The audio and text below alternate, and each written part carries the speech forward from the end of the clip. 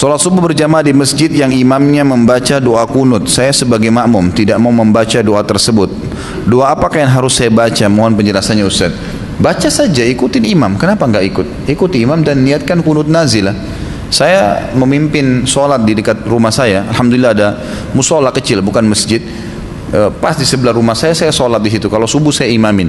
Saya sekarang ini kunut nazilah. Dan saya katakan kepada teman-teman yang biasa ikut sama saya sholat di masjid itu, saya bilang, kalau saya jadi imam dari subuh, duhur, asar, maghrib, isya, saya akan jalankan sunnah Nabi SAW sekarang untuk kunut nazilah. Umat Islam butuh itu. Nabi SAW waktu terbunuh 70 penghafal Al-Quran dari sahabat, beliau membaca kunut selama sebulan di 5 waktu sholat. Jadi bisa diniatkan untuk kunut nazilah. Apalagi sekarang kaum muslimin memang sangat terdesak. Warahmatullahi wabarakatuh. Baik, tidak mengikuti kunut imam itu kunut subuh maksudnya, itu yang menganggap berat adalah Imam Syafi'i.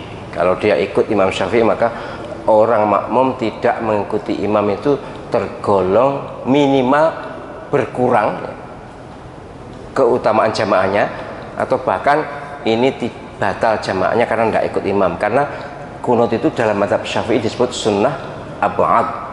Sunnah merupakan bagian tak terpisahkan dari sholat. Sekali lagi, itu ijtihad Imam Syafi'i. Tapi selain Imam Syafi'i, terutama Imam Hanafi dan Imam Ahmad bin Hanbal, tidak usah kunut, tidak boleh kunut. Maka kalau dia nggak mau kunut, ya nggak apa-apa kan, toh kunut bukan wajib.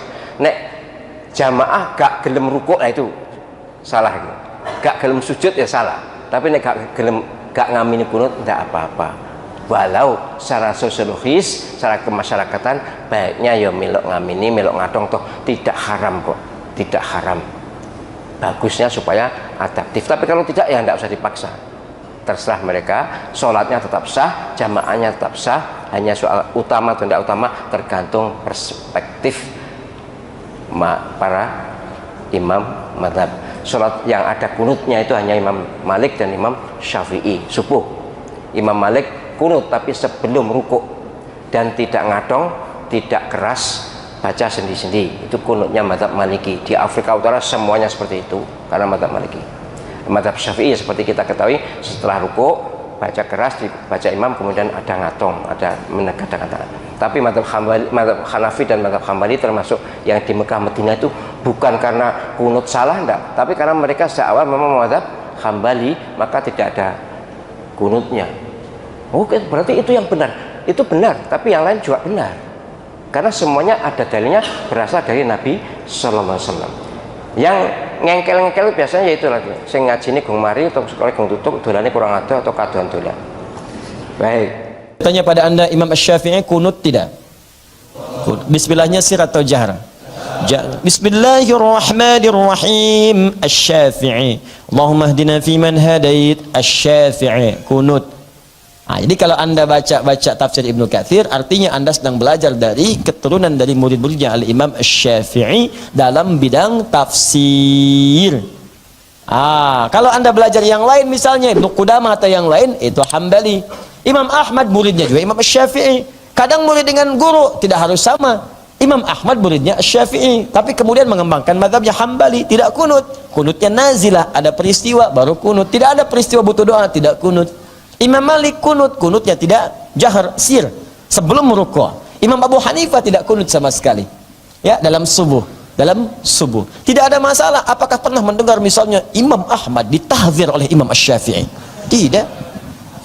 Imam Malik berselisih kemudian dengan Imam Asy-Syafi'i? Tidak. Imam Abu Hanifah marah-marah kepada Imam Malik karena kunut? Tidak. Biasa saja. Bersahabat, kadang makan di rumahnya, minum teh bersama, bergembira bersama, sedih bersama, tertawa bersama. Imam Asy-Syafi'i kunjungan ke Imam Ahmad, makan di situ. Imam Ahmad kunjungan ke tempat Imam Asy-Syafi'i, Imam Syafi'i kunjungi Imam Malik, biasa saja. Jelas ya? Ini yang paling aneh, belajar tafsir Ibnu Katsir, tapi kemudian menyimpulkan dengan kesimpulan yang salah. Apa kesimpulan diantara yang salah? Anda nggak ngamalkan kunut, nggak apa-apa, tapi nggak usah kemudian menyoal orang kunut, bid'ah. Ini tafsirnya, baca tafsir Ibnu Katsir, yang dipelajari itu Ibnu Katsirnya Asy-Syafi'i. Anda yang mengatakan bid'ah, ya Anda belajar tafsir dari orang yang praktek kunut. Coba dicek. Kalaupun nggak dipraktekkan, misalnya Ibnu Katsir nggak kunut kok, tapi beliau Asy-Syafi'i menghormati gurunya. Nggak ada masalah, Anda nggak kunut, nggak ada masalah, jangan nyual orang kunut. Al-Bukhari, Asy-Syafi'i, Imam Al-Bukhari itu Syafi'i. Tuh, hati-hati. Tapi jangan juga Anda menyoal orang yang tidak kunut. Imam Ahmad hafal sejuta hadis, tidak kunut dalam subuh, biasa saja. Mau kunut, ini dalilnya. Tidak kunut, ini dalilnya. Yang salah yang tidak sholat subuh. Kenapa masalah kunut kemudian jadi rame? Dan tidak ada kaitan dengan ormas. Sami'allahu liman hamida, Allahumma dina fi man hadait. NU. Ya Allah, tidak. Sami'allahu liman hamida, Allahu akbar. Hamdiyah. Ya, enggak ada. Anda salat berdiri di depan imam yang kunut. Imam kunut, Anda tidak kunut. Kata Syekh Ibnu Utsaimin. Syekh Utsaimin itu mazhabnya Hambali. Beliau tidak kunut subuh, tapi beliau berfatwa, kata beliau, maka makmum yang tidak kunut, kalau berdiri di depan imam yang kunut, maka dia ikut kunut dengan dalil mengamalkannya dengan mengaminkan. Dalilnya, awas, innama ju'ilal imamu liyutamma bihi, fa qira'atul imam qira'atul makmum. Adapun imam dijadikan untuk diikuti, maka setiap bacaan imam menjadi bacaan makmum. Jika imamnya kunut, maka makmum yang mengaminkan. Persoalan angkat tangan itu persoalan yang lain, karena boleh mengangkat, boleh tidak. Di ketika imamnya kunut, Allahumma hdina fi man hadait, amin. Walaupun Anda tidak kunut subuh, yang Anda pilih tidak kunut, tapi ketika imamnya kunut, Anda ikut. Karena mustahil makmum beda dengan imam. Mana ada imam sujud makmum ruku? Makanya kalau imam kunut, antum aminkan. Imam, Allahumma hdina fi man hadait, antum di belakang, amin. Mau ngangkat silakan, tidak, nggak ada masalah. Jadi cukup tangan begini pun boleh, amin. Angkat silakan, jelas ya. Dan jangan dicela. Allahumma hdina fi man hadait, bid'ah. Kok bisa sholat di belakangnya? Kalau Anda kunut, imam tidak kunut. Ikuti tidak kunut dan tidak perlu sujud sahwi. Ini imam dah sujud di atas saja begini, imam sudah duduk di antara dua sujud, wasallallahu alaihi wasallam Muhammad masih berdiri di atas. Jangan terlampau soleh. Kalau imam tidak kunut, ikut tidak kunut. Imam salam, selesai sholatnya dan tidak usah sujud sahwi. Sujud lagi, Allahu Akbar, bangun, salam lagi. Kenapa sujud lagi? Imamnya lupa nggak kunut. Bukan lupa, imamnya memang nggak ngamalkan kunut. Kalau begitu kan enak cara kita beribadahnya, nikmat kita. Tahu dalil, taruh argumentasi, dan nggak usah marah-marah. Ini kan aneh, baru selesai sholat dah ribut. Terus manfaat sholatnya apa? Kan sholat itu mencegah dari keributan. Ribut itu mungkar. Jadi kalau ente baru sholat langsung ribut, berarti sholatnya nggak ada manfaatnya. Apalagi selepas sholat ngomongin imamnya. Memang imam kurang paham tuh, iya. Kurang belajar kali dia tuh, iya. Padahal imamnya S3 gitu kan. Dia S3, nggak peduli mau S4 kelompok 3, nggak ada masalah. Ini bukan berapa banyak Anda hafal dalil banyak, terus digunakan sebagai peluru untuk berdebat. Saling jatuhkan orang, tembak orang, merasa yang paling benar. Nah, itu belum sempurna ngajinya. Karena kenapa? Orang itu salah, pasti ada kemungkinan salahnya. Seperti Anda pun belum tentu benarnya. Ya, mau nangis, mau enggak sama. Ada baik, mudah-mudahan sehat ya. Paham nggak? Halo, paham? Kalau ada yang kunut dan ada yang tidak kunut, maka belajarlah dengan berkasih sayang. Yang kunut boleh jadi punya dalil, yang tak kunut boleh jadi punya dalil. Yang tidak kunut pelajari dalil orang kunut, yang kunut pelajari dalil orang tidak kunut.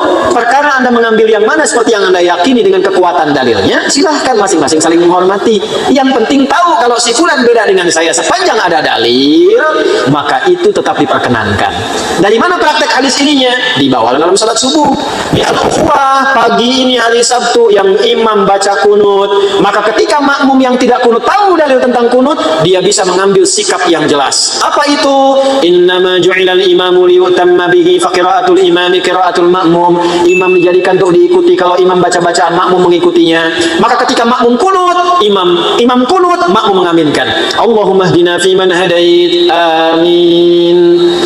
Ahad besok yang imam yang tidak kunut, makmum tahu, oh mengambil tidak kunut ini karena pendapatnya ini. Pendapat ini dalilnya dari sini. Sebabnya begini. Maka ketika imamnya tidak kunut kemudian langsung turun, sujud, langsung tahiyat dan salam, maka makmum pun tidak perlu sujud sahwi. Kalau ini tidak dipraktekkan, yang terjadi nantinya Allahumma hdina fiman hadait, di belakang bid'ah. Tuh, sholatnya jadi rusak. Kalaupun nggak bilang bid'ah, hatinya langsung bilang bid'ah. Setan masuk namanya khanzab. Di Abu Daud mengatakan fayaqulu udhkur kada, bilang begini, bilang begitu. Ini imamnya belum nyunah, belum tahu hadis, bid'ah. Setan memprovokasi, setelah itu pulang keluarga ke masjid lagi, diulang sholat sendiri. Ada begitu? Mungkin terjadi. Sama demikian, imamnya tidak kunut, begitu selesai makmum yang ekstrim ulangi, minimal sujud sahwi. Maka hadis ini dipakai. Nanti ada terapannya lagi. Cara menerapkan ini pakai ilmunya bagaimana, tapi standarnya rahmat dulu. Kalau ada lihat orang beda dengan kita, langsung jangan disimpulkan bahwa orang ini menyimpang, orang ini belum kenal sunnah. Boleh jadi Anda yang belum kenal sunnah, karena Nabi tidak begitu. Nabi tidak begitu. Jelas? Halo? Kenapa jadi tegang begini? Tuh. Awas, jangan juga di kepala Anda kemana-mana, ini maksudnya ini ya.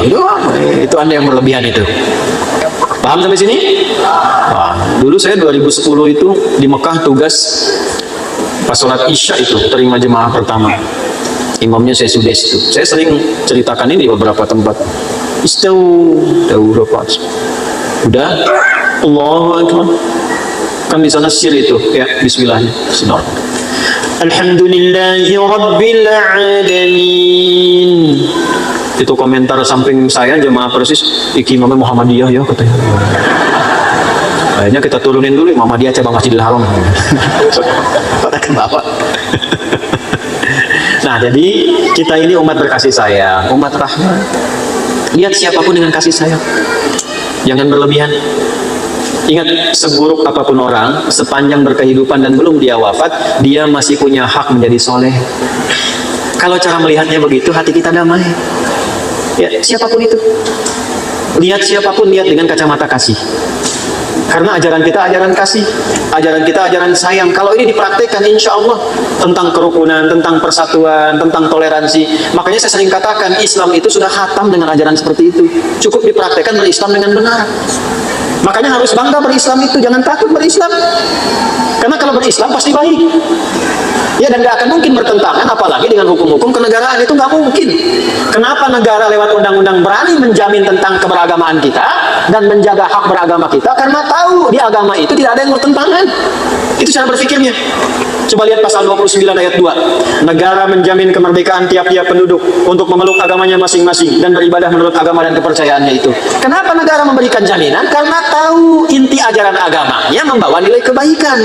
Yang kalau rakyatnya baik, negaranya pun pasti akan makmur. Cara bacanya begitu.